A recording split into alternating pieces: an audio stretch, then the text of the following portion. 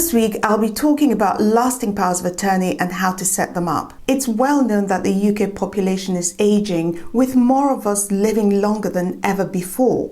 With 3.2 million people aged 80 or over, more and more people are going to be relying on family and friends for help with their finances and their care. But how do you give somebody the legal authority to make decisions for you in relation to either your finances or healthcare decisions? Well, you'll have to create a lasting power of attorney. A lasting power of attorney is a document you use to give someone the legal authority to make decisions for you. The good thing about them, unlike ordinary powers of attorney, is that they can be used even after you lose mental capacity. There are two kinds of lasting powers of attorney. There's the property and finance lasting power of attorney, and that's used to make decisions over your financial affairs. There's also the lasting power of attorney for health and welfare, and as the name suggests, that's used to make decisions regarding your health care. How do you set up a lasting power of attorney?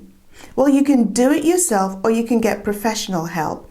If you get professional help, then you'll be guided over the intricacies and the kinds of restrictions you can put on your attorneys. Otherwise, you can do it yourself by going to the website of the Office of the Public Guardian, and there are forms on there that you can fill, download, and then send to the Office of the Public Guardian for registration. To set up an LPA, you have to fill in a form, and there's a different form for each type of lasting power of attorney. The information you need to give on the LPA form includes the donor's details. That means your full name, your address, and your date of birth. The form requires details of your attorneys. Those are the people that will make decisions on your behalf when the power of attorney comes into effect. You need their details, full name, date of birth, address. And you can have one attorney or more than one. It's entirely up to you. You can have replacement attorneys, and these are people that will step in if the attorneys that you choose are unable to act for any reason. Now, you don't need to have replacement attorneys, but it's most advisable if you have only one attorney. You can choose for certain people to be notified when the lasting power of attorney is being registered.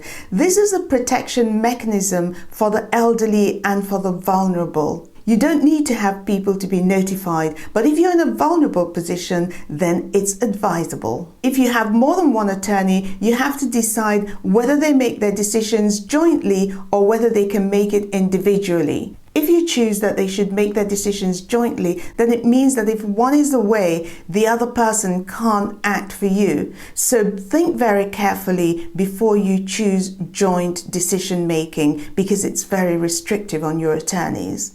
You can include preferences in your lasting power of attorney, and that's guidance for the attorneys to help them make decisions for you. You can also include instructions that the attorneys are legally obliged to follow. You need a certificate provider. That's someone who can certify that you know what you're doing and that no one has forced you to make the lasting power of attorney.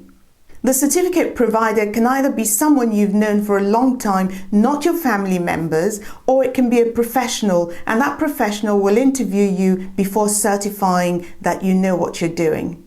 For health and welfare lasting powers of attorney, you need to say whether your attorneys are going to have the authority to give or refuse consent on your behalf if you should be in a persistent vegetative state. You can choose either to give them that authority, or you can choose that they should not have the authority.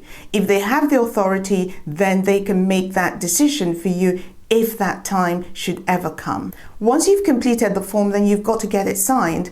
All the parties, you the donor, the attorneys, replacement attorneys, certificate providers, the person registering the lasting power of attorney, you all have to sign it. But there's a strict order in which you have to sign, and this is where a lot of people get it wrong.